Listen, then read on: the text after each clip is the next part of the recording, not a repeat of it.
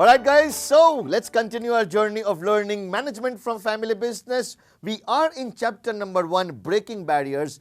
Welcome to the lesson number 2.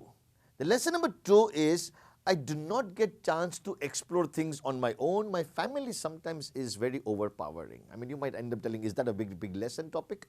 Guys, don't get confused with that. It's just the title I have. Family becoming overpowering, I don't get chance to do things on my own.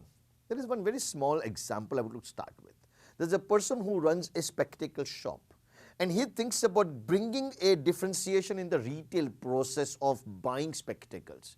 He explores this way, that way, and the father is actually not bothered about it. He's like, okay, you just keep trying, I'm not bothered about it. He brings up with a new idea of, like whoever is trying this spectacle, perhaps take a photo of it, and then at the end of it, show this somebody that in this frame you were looking like this, in frame you were looking like this. So like you show 10 such photos, and the father is saying, why are you doing all such things? I mean, he already has a camera and he can already take a decision like that. There's no point you are doing great value addition.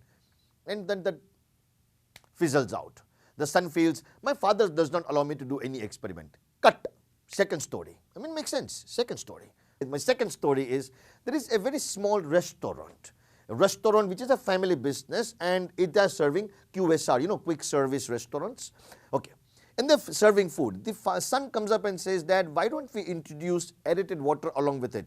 And so they decide to have Coke and stuff like that, like drink soda water or something. Fair enough. Good idea.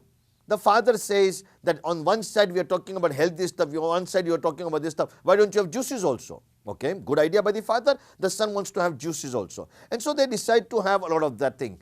At the end of 1 month, the father makes a summary of expenses and he says, your investment or the things that we have bought, which is this soda water and stuff like that, is going to be very expensive because a lot of money has gone in, much sales have happened. So I think let's shut it off. But Dad, please wait. No, shut it off. I don't think so it's worth waiting it. Fine.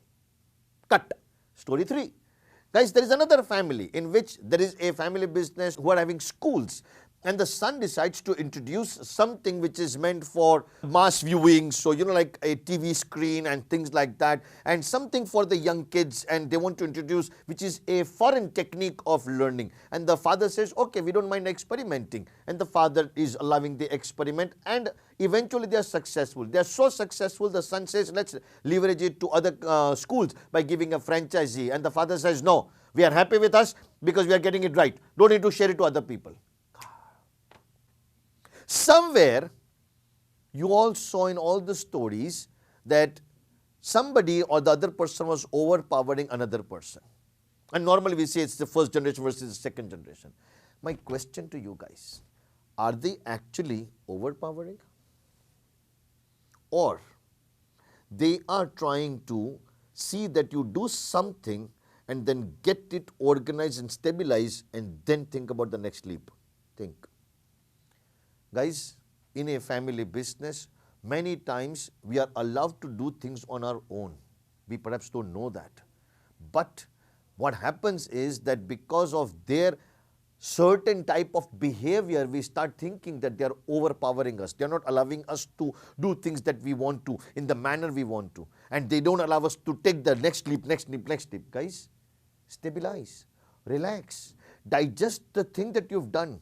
When you have done something, it will take time to institutionalize. It will take time to stabilize. It will take time to get it organized. You may go through a bumpy patch. For example, that soda investment that you did or perhaps the expense that you didn't have immediate sales. Okay, so how to drive those sales? How to make sure that the money that you spend for it, so buying it has to get its own recovery. Think about it.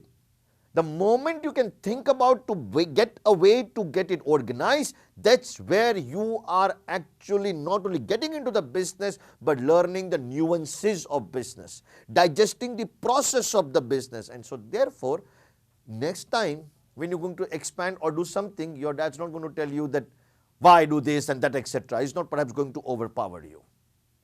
At that time, he's going to accept it. My usage of the word dad or son should not be taken as a gender statement, guys. I'm just using it as a just as a reference point. It could be the mother, it could be the daughter, it could be anybody, guys. The point is very simple. You have to learn to understand one thing very clear, straight, and that is that in a family business, You don't think that it's being overpowered. Rather, they are allowing you to do things, but they expect you to, one, stabilize it. Number two, make sure it's institutionalized. And number three, it's organized as autopilot. If it can be done in all the three things, trust me, they have no objection, and perhaps you will also have no objection in expanding, because now you know things are pretty set at the back end. Have a great time, guys. Keep exploring, keep learning from family business. Breaking barriers, that was chapter 1. Breaking barriers, lesson number 2. I would like to expand, but maybe the overpowering of the family. Have a great time, guys. God bless you. Thank you.